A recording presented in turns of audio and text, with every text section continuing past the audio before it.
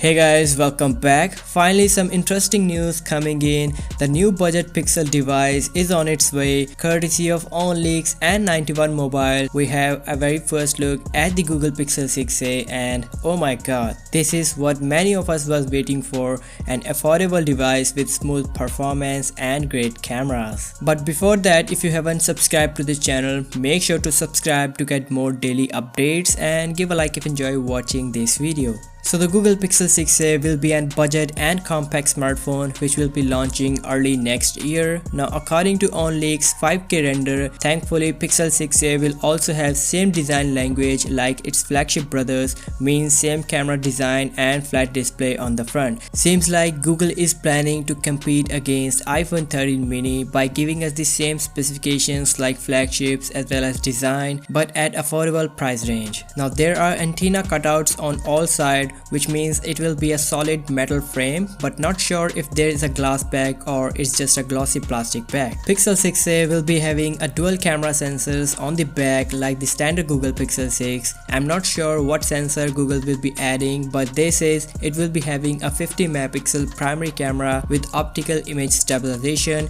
and second lens will be an ultra wide for the wide angle photos. And on the front side, an 8 megapixel selfie shooter will be added in centered punch hole cutout. Google is well known for the camera optimization, so the cameras will be top notch here, sharp picture quality and real life colors, what Google is known for. Now coming to the front, it has a flat panel with some bezels. The bottom chin is quite thick, which reminds us that this is a budget phone. According to 91 Mobiles, there will be a 6.2 inch 1080p resolution OLED panel and probably a 60Hz refresh rate just like the previous generation Pixel 5a. So the display will not be the best out there in the market in terms of refresh rate, but yeah, watching content, playing video games will be no issues here. The positioning of the volume rockers as well as the power on off button is kinda awkward like the flagship Pixel 6 series. USB Type-C port, speaker grill and main microphone can be located in the bottom, but sadly this time there's no headphone jack. Yeah guys, finally Google has also ditched the 3.5mm audio jack, which is a bad move considering it's a budget smartphone. Talking about the battery, Google will be using a decent 4500 mAh or 4800 mAh battery cell